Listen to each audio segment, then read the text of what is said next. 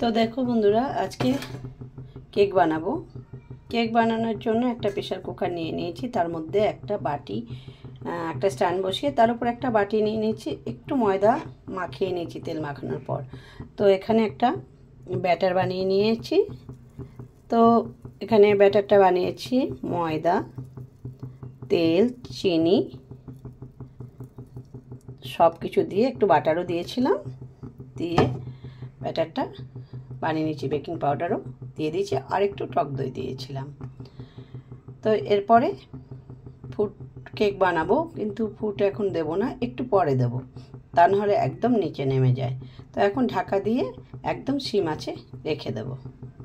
দেখো, সিটিটা খুলে নিয়েছি, ঢাকা দিয়ে একদম সিম আঁচে 20 মিনিট মতো রেখে দেব, তারপরে ঢাকা খুলে নেব।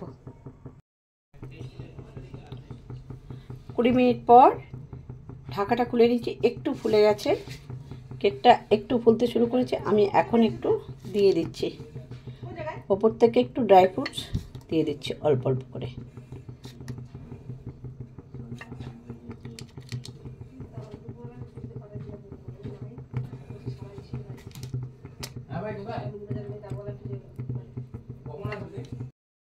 তারপরে এখন একটু ফাঁকা ফাঁকা করে দিচ্ছি, একটু দেরি হয়ে গেল আমার দেয়াতে, আর একটু আগে দিলে ভালো হতো। ফুলে গেছে অনেকটা কেকটা। দেখো বন্ধুরা, ড্রাই ফ্রুটস ওপর থেকে দিয়ে দিয়েছি। তো এরপরে আবার ঢাকাটা আটকে দেব, দিয়ে আরও 15 মিনিট রেখে দেব। তো দেখো বন্ধুরা, কেকটা হয়ে গেছে। দেখো একদমই পরিষ্কার আছে ছুরিটা। তো কেকটা এখন বার করে নেব। তো কেকটা এখন আমি কুকার থেকে বার করে নিয়েছি, এখন বাটি থেকে নামিয়ে নেব। বন্ধুরা, কেকটা বাটি থেকেও নামিয়ে নিয়েছি, আর দেখো কত সুন্দর হয়েছে, নরম তুলতুলে কেকটা।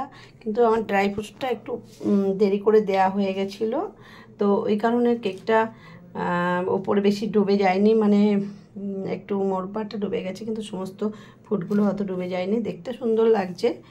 হ্যাঁ, দেখো খুব সহজেই বানিয়ে নিলাম, খুব সুন্দর হয়েছে কেকটা, এত নরম হয়েছে, এত সুন্দর হয়েছে। আর দেখো দেখো এবার ছুরি দিয়ে কেটেও খানিকটা দেখিয়ে দিচ্ছি।